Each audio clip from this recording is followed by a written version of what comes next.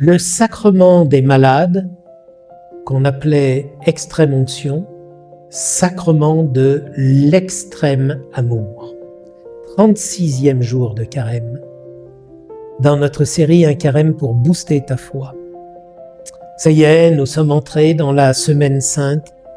Et pour cette semaine sainte, pour continuer à apporter cette réflexion qui peut booster notre foi en revisitant les fondamentaux de la foi, je voudrais regarder quelques sacrements.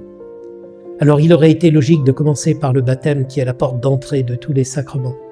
Mais comme je veux absolument parler de l'Eucharistie jeudi, jour de l'institution de l'Eucharistie, et que baptême, Eucharistie et confirmation forment un triptyque, je dois commencer par un autre sacrement que le baptême. Et j'ai choisi le sacrement des malades parce que c'est sans doute le sacrement qui est le moins connu.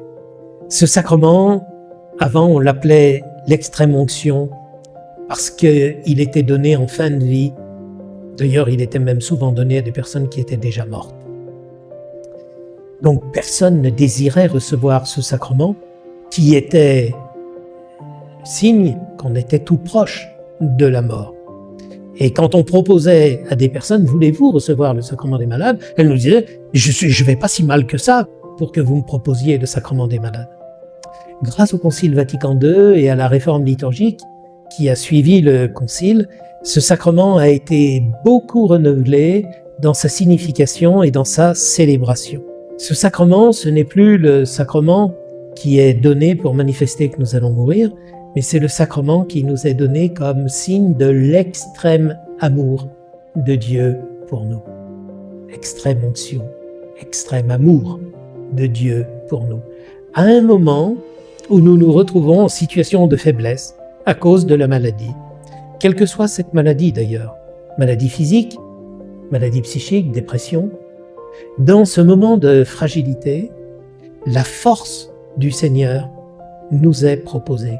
Le Seigneur nous dit, veux-tu recevoir la force du sacrement des malades pour vivre l'épreuve que tu as à vivre et ainsi me prendre à tes côtés pour que tu ne sois plus seul pour vivre ces difficultés, pour porter toutes ces souffrances que tu as à porter. Alors, je nous souhaite à tous un bon 36e jour de carême.